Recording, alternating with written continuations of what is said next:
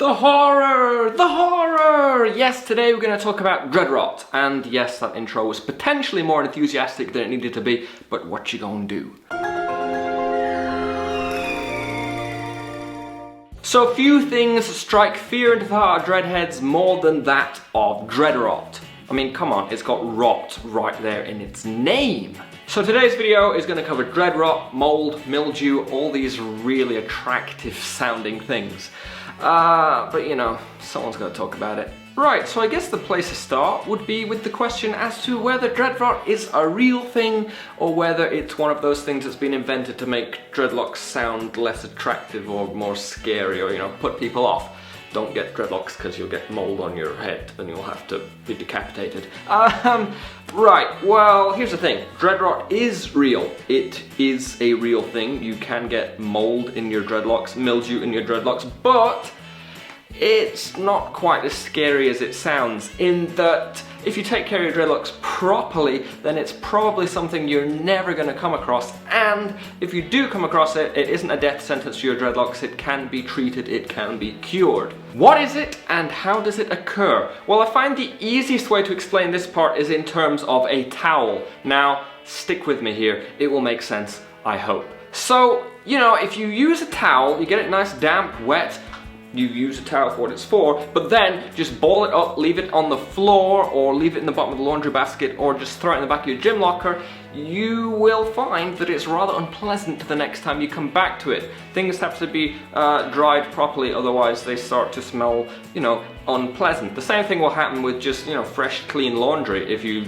don't take it out of the machine and hang it to dry. If you just leave it in a damp pile, it ain't going to smell fresh and nice. The same thing will happen to dreadlocks if you leave them damp for too long and don't dry them properly. The difference is, with dreadlocks, you can't just throw them in the machine again and wash them on a high heat and, you know, get them all fresh and nice again. If you have a towel that smells kind of off, you stop using it and you put it in the machine, dreadlocks you're kind of stuck with, and they'll get damp again next time you wash them, and damp again next time you wash them, and repeat, and the symptoms will get worse. Dreadrot is most easily identifiable through the dreadlocks having an unpleasant odour, especially while damp. So if your dreadlocks smell kind of damp or like, you know, old towel, even after they've just been washed, so if they're still damp after a fresh wash and the dreadlocks still don't smell all that good, then that may be time to start to be slightly concerned, potentially. As dreadrot gets more severe, the unpleasant odour will become more and more noticeable, and then can even become apparent while the dreadlocks are dry. The thing is, dreadrot is not going to be a huge concern for most people because it doesn't just turn up if you fail to dry your dreadlocks properly 1 or 2 times.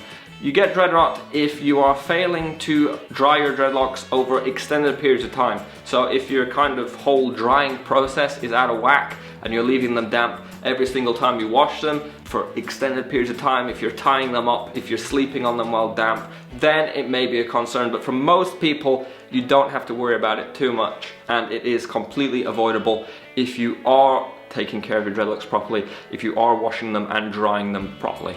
However, if you do find yourself in a situation where you think dreadrot may be a concern, if you're worried about it, it isn't the end of the world. You can treat and cure dreadrot with deep cleaning.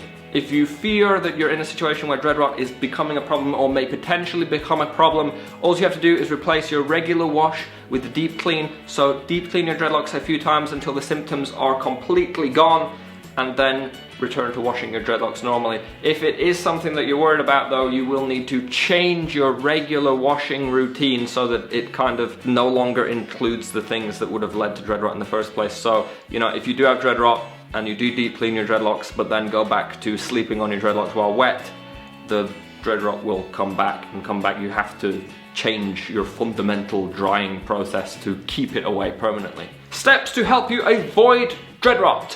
Always make sure to dry your dreadlocks properly. Drying dreadlocks is as important as washing dreadlocks. If you wash your dreadlocks really well but then fail to dry them properly, well, it's not a great thing. Don't wash your dreadlocks if you know that you're not going to have enough time to dry them. Don't tie them up in a bun or wear a tam while they're still wet. Don't sleep on them while they're still wet. Always do everything you can to help them dry effectively. Try and have them down, you know, air them out. Use a blow dryer, sit in the sun, anything you can do to help speed up the drying process is going to be good. Make sure you're using an appropriate shampoo. If you're using something that is good for dreadlocks, then it will help fight off potential dread rot risks and also won't leave behind residue. If your shampoo is leaving behind residue, that residue can hold moisture inside the dreadlocks and make them more prone to dread rot. Look for products containing tea tree. Tea tree can help fight off mold, so you can find tea tree in sprays, soaps, shampoos, different dreadlock products, and you can just deep clean your dreadlocks semi-regularly. I personally like to deep clean my dreadlocks semi-regularly anyway, keeps them clean, nice and fresh, and you know, if you're just deep cleaning every now and again, just as part of your regular routine, it's going to help reduce the risk of dread rot. Keep on top of these things and dread rot will not be as scary for you as it sounds, and not a worry, and you know, you won't be living the dread rot horror film. I do hope this video was helpful, useful, informative for some of you out there. If it was, feel free to like or subscribe or leave me a comment. I'd like to thank you guys for watching. I hope to see you again next time. Farewell!